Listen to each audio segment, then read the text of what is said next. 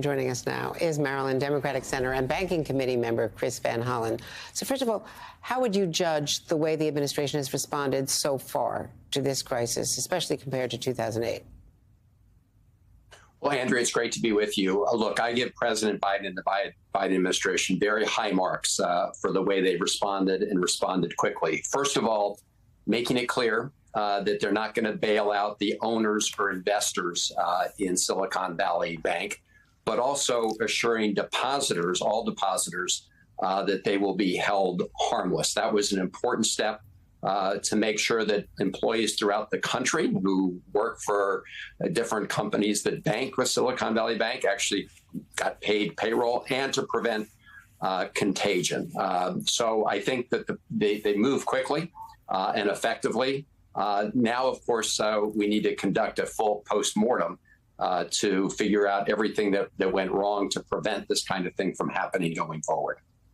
Well, you voted against weakening Dodd-Frank back in 2018, but 67 senators, including a lot of Democrats, voted in favor of rolling it back. There was a lot of lobbying on that, as I think you would probably be well aware.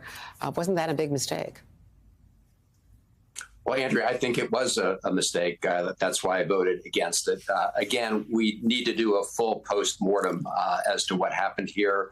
You know, my guess is there were a number of factors, but clearly scaling back the regulatory oversight, which is what that bill did that Donald Trump signed, is a factor, because what that did was change the required stress tests and oversights applied to banks in the range of, it had been from $50 billion up. What that legislation did was scale that back. So only banks at $250 billion and up were subject to that more rigorous oversight. So I think that was a factor. There are, of course, other factors at play. And we're going to be looking on the Senate Banking Committee as to what we should do. I should mention, Andrea, that just last January, the chairman of the Senate Banking Committee, Sherrod Brown, and I wrote to the Fed and the FDIC supporting measures that they've undertaken, a rulemaking they've undertaken to try to reduce risk in the system. Until just the other day, Republicans on the Senate Banking Committee were criticizing the Fed for moving forward on those actions. So again, let's take a full review of what happened and then take the necessary action. The Wall Street Journal is now reporting that the Justice Department and the Securities and Exchange Commission are both investigating the bank's collapse and those stock sales by its executives. What concerns do you have about management decisions and bonuses? Well, clearly there were some very bad management decisions.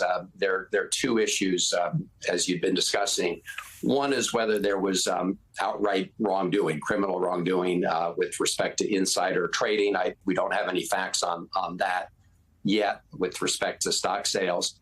That being said, even if there was no insider trading here, trading on that inside information, I do think that certainly the profits from the sales by the owner should be clawed back because we're going to have to be raising fees on banks in order to pay for the uninsured depositors at this bank and other banks. Banks will be paying for that. But I also think it's only fair that, those who profited, at least on the very day this was going under or just weeks before that, should have to make a contribution to helping keep depositors whole. Do you see any chance that Congress would reverse itself and reverse the rollback on Dodd-Frank and toughen those regs? Well, we should. I mean, whether we roll it back and, reverse it entirely or in part, my view is that was a mistake. That's why I voted against it. I'm not sure we're going to be able to get our Republican colleagues to support it, even though in the last 48 hours, they've been pretty quiet about that rollback. I understand why.